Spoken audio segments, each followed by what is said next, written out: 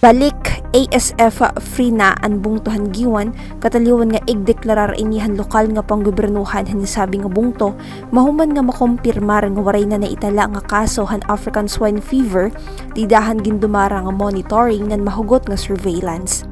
Tikang red zone na upgrade ini ha pink zone ini ang ginmalasuma ti Dr. Francisca Alamadin, municipal veterinarian.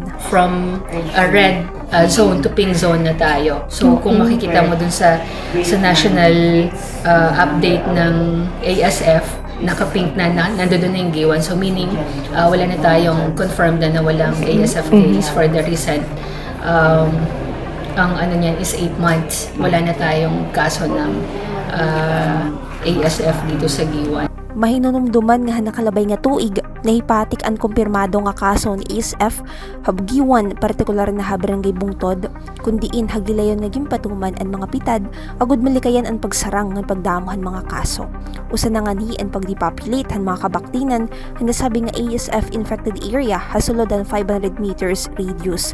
Kundiin maabot a 45 nga mga hog raisers ang apektado. Nga na hapaghagos na 8 ka bulan nga waray na naitala nga ASF cases gindeklarar na nga ASF free ang bungto. Pero bisan pa man kung balik ASF free status na ang giwan, painumduman Office of the Municipal Agricultural Office para han hog raisers, meat vendors, ngan traders na diri tumagya ngan ipadayon ang pagsunod hin mga biosecurity measures. Usahan ira pa hinumdum nga kung mapalit hin kabaktinan indeed to mga lugar nga waray kaso ni ASF agud magpabilin nga ASF free ang bungto. Gintagan liwat hinduon han Municipal Agricultural Office ngadtuhan mulupyo nga ipadayon ang pakipag-kooperar ilaban niya nga panahon nga nagaagyan bugos nga Pilipinas hin oil crisis.